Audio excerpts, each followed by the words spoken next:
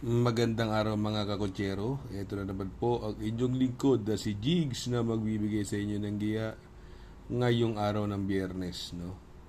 Ngayon po, no, walo po ang ating karera ngayong araw na ito, no. At well-balanced race, uulitin ko po itong aking giya ay purely review and analysis ko lamang at walang halong information. Umpisa na po natin. Ang start time nga po pala ay 5:30 PM pa rin ng hapon. Race number 1. Dito po magsisimula ang unang pick 5. 3-year-old and above maiden race, placers. Distance is 1,200 meters at dito po may 10 kalao. First choice ko po rito yung galing sa segundo nakaraan, no. Ito unang ang tagal nagbakasyon. Tapos nag-barrier siya, maganda tinakbo sa barrier. Si King's Cup at nasegundo kay Iron Edge. Nagpreba po ng last run nito nung nasegundo kay Iron Edge si King's Cup ng 1:11, no. Palit hinete, Uno Hernandez na. Although magdadala siya ng mabigat na 57 pero palagay ko magaling si Uno, iuuna na ni Uno yan, King's Cup. Second choice ko po dyan, numero 6, The Best of My Love, no, sakay ni Jackie AP Peñaflor.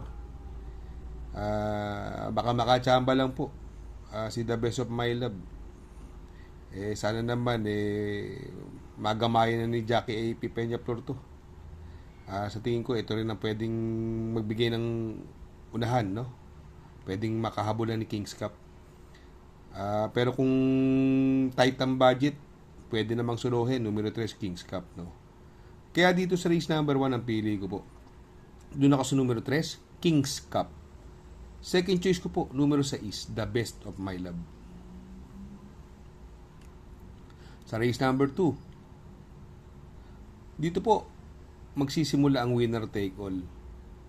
Pilracom rating based handicap system class 5 17 to 41. Distance po rito ay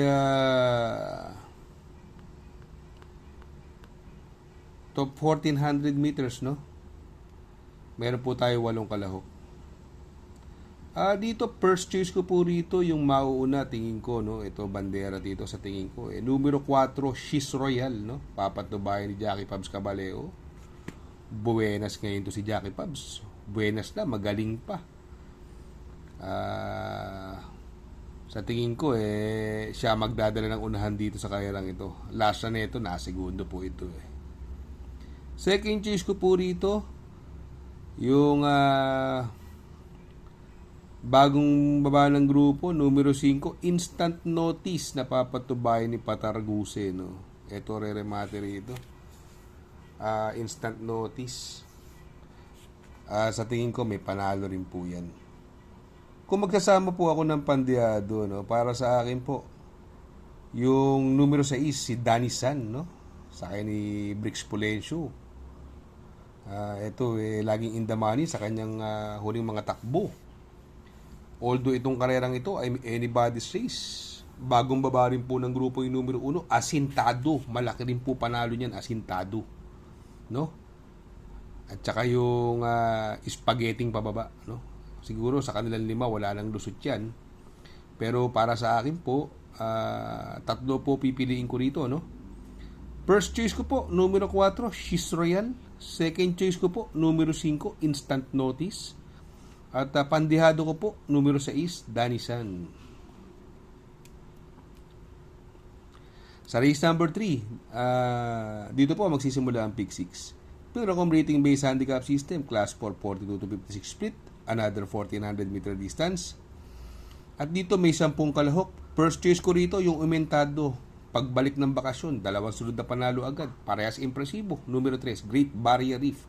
Sakay ni Jackie Patty Dilemma. Wala pang ibang matulin. Ibang klase ngayon to, Great Barrier Reef. Second choice ko po, ito, pinakaba nito si Calculus nakaraan. Ang galing ng tinakbo nito. Ang ganda pa ng numero, nasa labas. Numero G is Haymark, sakay ni Boss Jenjen Huko. Ito, tight fight to. Haymark, malaki panalo niyan. Umentadong kabayo rin. Kaya dito po sa race number 3, ang pili ko po dyan. Doon ako sa numero 3, Great Barrier Reef. Panigundo ko naman po, numero G's, Haymark. Sa race number 4, dito po magsisimula ang pick 5. Pilracom rating based handicap system, class 4, 42 to 56 split. Another 1400 meter distance at dito may 8 kalahok. Dito sa kayarang ito, galing sa panalo. Angkop pang distansya, 1400. Tinatanong pa ba to? Graceful gift. Di ba?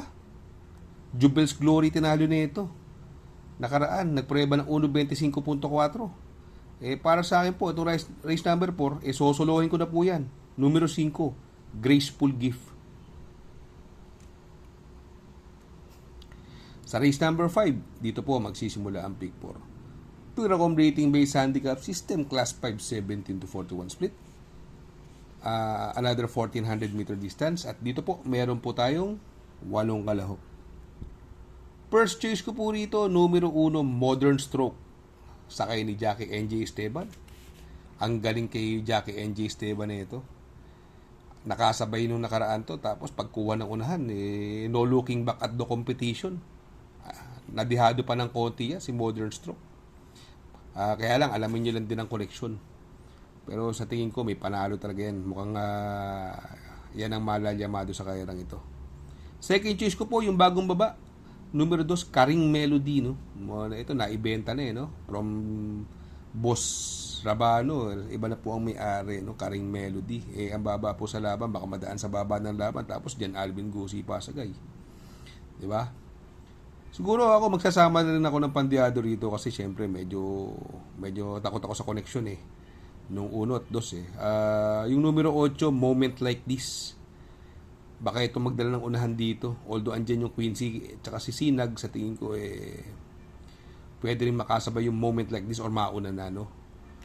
Sa tingin ko may panalo yan, magandang pandiado po yan si Moment Like This. Baka sakaling hindi maging magandang balita dun sa 1 at 2. Kaya dito sa race number 5, ang pili ko po, doon ako sa numero 1, Modern Stroke. Panigundo ko naman po, numero 2, Karing Melody. At isasama ko pong pandiado, numero 8, Moment Like This. Sa race number 6, Pilracom rating based handicap system, class 4, 47 to 56 split. Another 1400 meter distance. At dito po, may 9 na kalahok. First choice ko po rito, numero 4, Gamer Winner, no? Although napakabigat pala ng timbang nito, no? 58. Aparador pala dala nito. Nakakatakot din. Kaya lang, siya ang lang matulin. Tsaka si Aman, no? Kayang-kaya niya nito. Yun lang, ang nakakatakot, 58 ang timbang. Pero, kung mauuna, baka manalo na rin. Siya po, first choice ko rito. Second choice ko po rito, numero 1, Black Star, no? Sakay ni Jackie Noel Lunar. Ito, bumaba ng grupo to, si Black Star. Malaki po panalo niyan, no? Laging giant killer pa naman yan. Nakakalaban niya sila Wildest the Wind. Ito, pandiado ko po. Sasama ko pandiado. Numero 8, Saratoga Chrome, no? Binigay na po kay Jan Alvin. Ito, pang mahaba ang distansya to, Saratoga Chrome, At nakatakbo na rin siya. Galing ng bakasyon, nakatakbo na rin siya ng 2 sunod. Sa tingin ko, malaki panalo niyan, si Saratoga Chrome. No?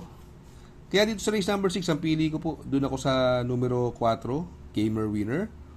Panigundo ko naman po, numero 1, Black Star.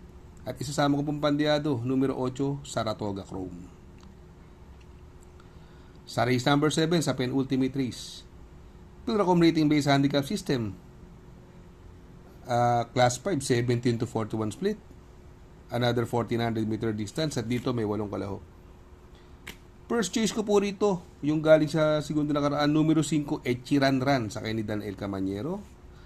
Panitinete from Jigger Paano. Yun ang worry ko lang dahil syempre iba yung Jigger Paano dahil gamay niya to. Siya ang sumasakay dito, regular rider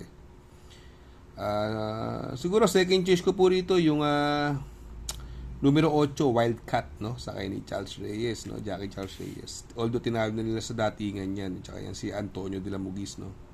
Baka sakali, pwede makachamba, Wildcat, always naman laban to. Kaya dito sa race number 7, ang pili ko po, doon ako sa numero 5, Echiran Ran. Panigundo ko naman po, numero 8, Wildcat. Sa race number 8, sa last and final race, Pilracom rating based handicap system, Class 4 42 to 56 split, another 1400 meter distance, at dito meron po tayong 11 kalaw. First choice ko po rito, numero 1, Light from the East, no? Ito, binigay na kay Jeffrey Zarate from Jackie AB Serios. Mas superior rider, maganda numero, nasa loob. Tingin ko ito mauuna rito. Although may pwede magbigay ng pressure sa kanya rito. Andyan yung Heartfelt, no? Ito si Heartfelt. 2-year-old winner din niya nung mga nakaraan na stakes race, no? Ang tagal dito makbo, almost a year, no? Heartfelt. Pwede makalutsahan, pero lamang si Light from the East dyan. Elizabeth Joy, ito naman, tercero last run to. Kila Marvelous Maxine, no? Pwede rin namang makachamba, no? Dahil nag-uumento yung kabayo. Ito, wala pa sa condition, pero sa tingin ko, may panalo rin to. Numero 8, si Paris with Bronze, sakay ni Tanya Nabarosa. Ito, mababa ito sa laban. Paris with Bronze, kaya lang, wala pa sa condition. Pero syempre, sasama ko na rin to. Dahil yan si Elizabeth Joy, talunan ni Paris with Bronze yan sa maiden race, eh. Siguro sasama ko yan, no? Pero ito, maganda pandiado para sa akin, no? Yung numero 4, Houdini, no? Si Houdini, ito, giant killer po ito. Talunan na niya si Elizabeth Joy ilang beses na. Natakbo siya ng natakbo siya kila High Octane ng malaking karera. Tersero po yan sa malaking karera. Kila Blackjack, no? Tersero yan. At dalawang beses na kadihadong panalo yan, Houdini. Sa kanya ni Jackie RC Tabor, no? Pero magaling po yan kay E. Abrea. Kaya dito sa race number 8, pili ko po. Doon ako sa numero 1, Light from the East. Panigundo ko naman po, numero 8, Paris with Bronze. At isasama ko pong pandiado, numero 4, Houdini. Mega shoutout, no? Mega shoutout kay Sir Jess Riano, no? Mega shoutout po, sir. Shoutout nga pala kay Sir Pax ng Barkadahan OTV. Located po siya sa 1139 New Antipolo Street, Corner Vargas. Malapit lang po sa Abad Santos, yung bagong ginawang tulay. Very convenient and attentive po ang mga tao. Pwede po kayong mag-EB at party while betting on racing. Good luck mga kakutsero. Sana po matapat ang ating giya at yung mga nakasunod. Sana po ay magsitama po kayo. Ako yung makikiusap lamang at makikisuyo sa inyo na please like, share, subscribe, and hit the notification bell para update kayo sa aking mga giya. Good luck po and happy racing.